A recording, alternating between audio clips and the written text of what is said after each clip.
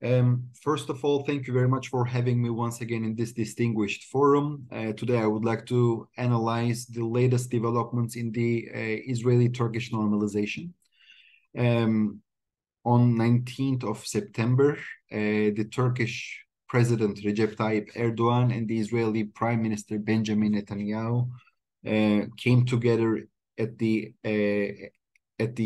Turkish House in New York, at the sidelines of the UN General Assembly. Indeed, it was a historical meeting. We all know that during the last decade, the two leaders engaged in a very harsh rhetorical friction. And they even turned this disagreements, the political disagreements between each other, into personal matter. But since we are in a normalization that we are seeing an enormous progress during the last 2 years, so the two leaders at last came together and they are behaving as the pure realism is dictating them. And they came together, they shook hands, and they began to speak about possible cooperation between Israel and Turkey. But first of all, in order to understand the significance of this latest event, I would like to make some comparisons with the previous normalization that was launched in 2016 and collapsed only after 2 years in 2018 after the American recognition of Jerusalem as Israel's capital. First of all, we should not forget that then Mr. Erdogan was not present at the declaration ceremony of the normalization. In 2016, the Israeli Prime Minister Benjamin Netanyahu was in Rome, and the Turkish Prime Minister Binali Yildirim, who can be considered as a yes man or a puppet of Mr. Erdogan, he was in Ankara. Even the two leaders did not come together to deliver a press conference together. Binali Yildirim did not stand next to an Israeli flag. Likewise, Benjamin Netanyahu did not stand next to a Turkish flag. In real time, with video messages, both leaders declared the so-called normalization between the two countries. There were some ministerial visits. If I'm not mistaken, the Israeli Energy Minister Yuval Steinitz then paid a visit to Turkey, while the Turks reciprocated with the Minister of Tourism Nabi Avcı. But again, Erdogan did everything not to enter in this frame of normalization with Israel, even in order to change the political discourse in his country. The same date that he normalized relations with Turkey, with Israel, the Turkish president also declared the normalization with Russia. And of course, given the strategic importance of Russia for Turkey, all of the public discourse diverted immediately to the Russian issue. For those who will not remember the friction between Russians and the Turks, it was because of the fact that the Turks downed a Russian jet next to their border with Syria in 2015 November. So, as we can see now, in this current normalization, unlike the previous normalization that collapsed, now Erdogan became a real actor. He is posing next to the Israeli flags. He became the face of the normalization. Together with the Israeli President Yitzhak Herzog, we remember that in March last year, Mr. Herzog was welcomed by his Turkish counterpart in Ankara in a very respected manner. The Turkish cavalrymen carried the Israeli flag and the Turkish flag together. In every occasion, the Israeli flags indeed were present. And this time, the high-rank ministerial visits also took place. And unlike the collapsed normalization, this time Israel was too much cautious and was not ready to launch any kind of rapprochement in the field of energy or tourism. Therefore, first of all, the ministers of foreign affairs and ministers of economy and even the ministers of defense came together. And only after this creeping cooperation and mutual trust building measures were put in effect, only after then we happened to see this summit between Benjamin Netanyahu and Recep Tayyip Erdogan. Also, we should not forget about Israel's generous humanitarian and rescue mission aid to Turkey during the February 6th earthquake this year. Of course, this contributed in a very significant manner to Israel's reputation in Turkey for the second time, I can say, because it was also in 1999 earthquake, the same thing happened. But of course, since a lot, I mean, many years passed, so many people, especially the young Turkish people, they did not know about Israel's contribution then. So seeing the Israeli humanitarian aid mission, the rescue mission in Turkey, saving lives, of course, contributed to Israel's reputation significantly. And when we are looking at the Palestinian issue, we can say that we already passed 2 Ramadans and 1 operation in the Gaza Strip. I would like to remind that during the last operation, the operation Breaking Dawn, in Turkey, at the same time, it was the election season. And for the first time ever, Mr. Erdogan, in order not to damage the normalization with Israel, he refrained from condemning Israel other than a very classical condemnation that was issued by the Ministry of Foreign Affairs. Beforehand, we all remember that Mr. Erdogan used Israel as a sort of a trump card during his political campaigns, and he received electoral support from that issue. But this time, he refrained that. Of course, in my opinion, this is another important indicator that the Turkish side began to look at the current normalization far different from the previous one that collapsed. And I mentioned 2 Ramadans because unfortunately, I assume that you know that Hamas terrorist organization intentionally escalating the security situation in the Temple Mount of Jerusalem. They are trying to portray Israel as an aggressor state against the holy sites of Islam.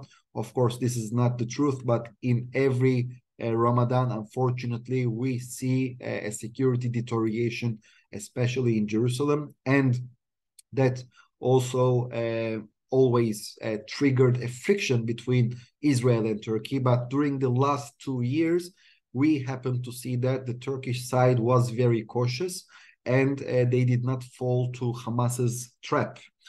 So,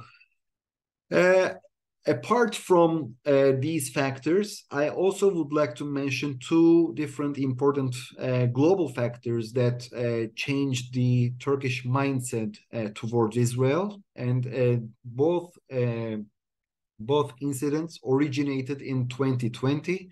The first one is the Abraham Accords, and the second one is the Second Nagorno-Karabakh War.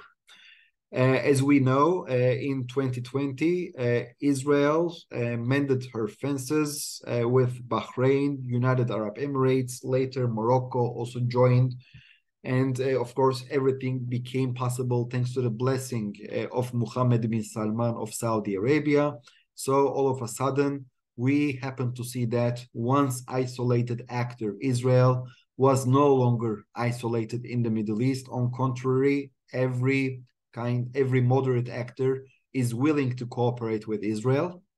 And of course, the Negev summit that was launched in 2021 was a very, I think it was 2022, apologies.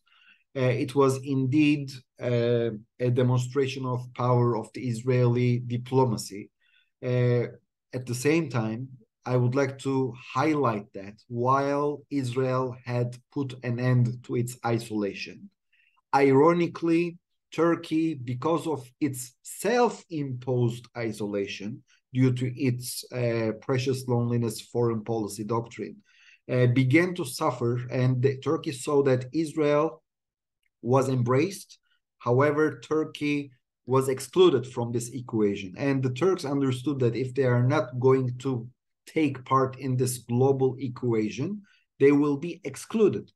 And as a result, the Turkish administration made a huge U-turn in its foreign policy. First of all, they launched this normalization process with the United Arab Emirates, then with the Kingdom of Saudi Arabia, then with Israel, and then with Egypt. Of course, the deterioration of the Turkish economy and the devaluation of the Turkish lira and Turkey's grave need for a foreign investment and hot money also played crucial importance in this political U-turn. But okay, we have put this this Abraham Accords to as the first important factor to decide. We also spoke about the deteriorating Turkish economy. Now let's speak about the second important parameter, which is Azerbaijan. As we know, in 2020, there was the second Nagorno-Karabakh war. And as it is also known, according to the international law, Nagorno-Karabakh was under Armenian occupation, and as a result of this war, Azerbaijan managed to put an end to this Armenian occupation, and in a non-coordinated manner, both Turkey and Israel did support Azerbaijan. For Turkey, as we all know, that Azerbaijan is considered as a sister state because of its ethnic background. And for Israel, Azerbaijan is considered as an important partner because the Azerbaijanis and the Israelis are suffering from, we do share the same security concerns. The Ayatollah regime in Iran, they both delegitimize the state of Israel, and they also delegitimize the being of Azerbaijan. And as a result, we saw that the Israelis and Azerbaijanis, they formed this strategic partnership. And of course, the Turks also were in the picture, but as I mentioned, it was not coordinated. But from the Azerbaijani perspective, they want Ankara and Jerusalem in the same picture to strengthen their position. And as a result, starting from 2020, we began to see Azerbaijan as a very positive actor, which pushes Israel and Turkey to each other. And let us not forget, this year in March, the Azerbaijanis inaugurated their embassy here in Tel Aviv. And recently, in September the 7th, top advisor of Ilham Aliyev, the Azerbaijani president, his top advisor, Hikmet Hacıyev, came to Israel. And in a television interview, he proposed a trilateral alliance, a partnership between Azerbaijan, Israel, and Turkey. For the Israelis, this is priceless because we will see and we cherish Azerbaijan's positive role in this initiative. And Azerbaijan will most likely function as Israel's insurance policy to secure this fragile normalization with Turkey. Therefore, we can say that all of the stars have aligned. And now Israel and Turkey are coming together with Azerbaijan, for joint projects. But while we are taking all of these steps, we should also be aware of other actors in the region. During this whole decade of friction with Turkey, Israel made new friends in the neighborhood, not only in Arab countries, but also in the Eastern Mediterranean. And Republic of Cyprus and Greece are considered as strategic assets for the state of Israel. They are considered as friendly states that are members of the European Union. So I should also underline this fact that this rapprochement with Turkey will not be at the expense of Israel's close relations with Republic of Cyprus and Greece. As a sovereign state, we are capable of forming proper relations both with Turkey and Azerbaijan, and on the other side, with the Greeks and with the Greek Cypriots. So I would like to conclude my speech here, and if you would have any questions, please contact Erpik to my dear friend Yorgos Palagias, and I would really love to answer your questions in person. Thank you very much for having me.